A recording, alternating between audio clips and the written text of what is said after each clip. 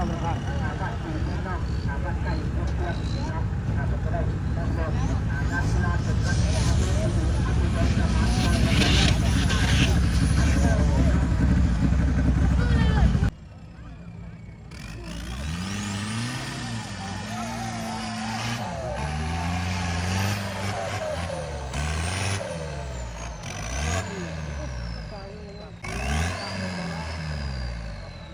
หมดนี้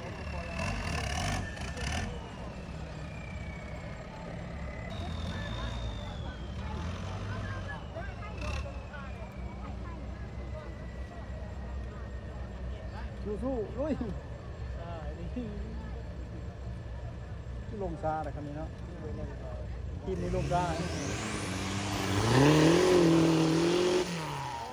เดี๋ยวว่ายิงยิงมันขึ้นย่องกันเลย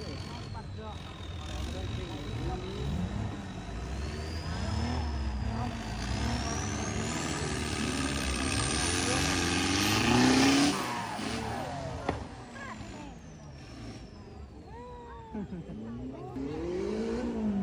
สียงปลาไก่มาก